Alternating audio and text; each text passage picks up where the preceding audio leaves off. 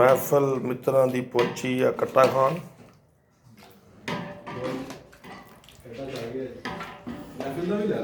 महफिल मित्रों की देखो बैठे चौधरी साहब सरपंच महफिल मित्रों नहीं महफिल मित्रों के तुसी हो सरपंच किंग साहब इधर बैठे हैं। हाँ क्या बात सरपंच किंग साहब होना लगी है किंग और ना मिले चन्नू सही है मसला वाला शादी का ऑर्डर फैसला बंदा हरी सिंह 213 कोई करना नहीं दे पाती रोटी घर भी आ गई मियां जन्नू वाला गल भुल गए तो जो मर्जी मियां जन्नू वाले ने दड़ा देना तो चलो जी हाँ हम तो आईडी कार्ड भी फैसला वास्ता बन गया निकल जाए जिंदगी है चलाउन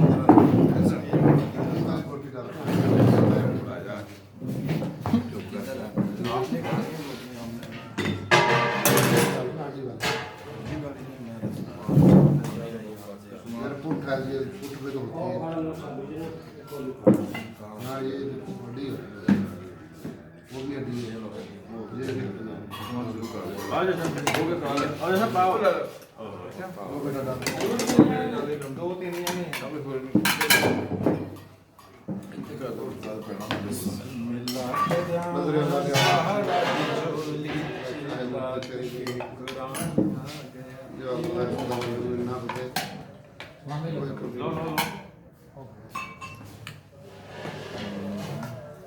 ये चौधरी साहब वाइट कट्टा बनाया आपके लिए स्पेशल है सर भी लें आप चौधरी असगर गुजर कट्टे को मुर्शा पाते हुए चौधरी असगर गुजर कंसाना साहब क्या बात जिसमें तो ना इधर चौधरी साहब रोटी दो कट्टा पाता बलोचा तू सर मैं रोटी भी देना बाद नहीं है रसम चौधरी साहब सही सर पे लाओ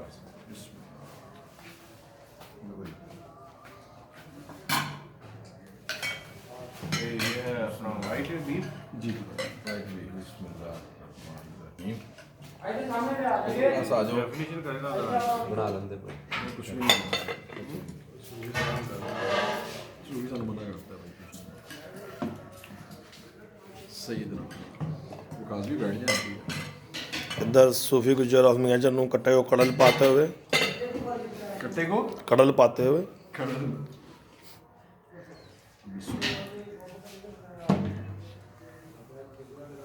उधर हसन शहरियार साहब छुपे रुस्तम ये छुपते छुपते कट्टे को कड़ल पा देते हैं।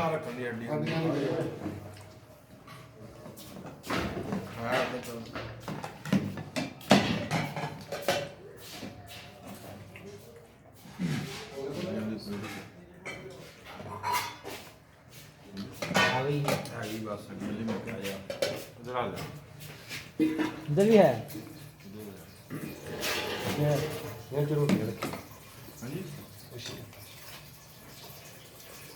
शायद कैसा बना अच्छा बना भाई इसने सूफी साहब ने मेन्यू चेंज कर दिया अचानक शाम को ना कल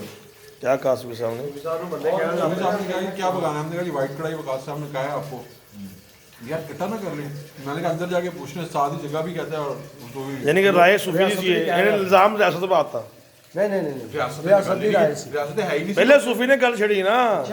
बंदे बाहर शामिल हुए हैं मैं अकेला ही चला था जान पे मंजिल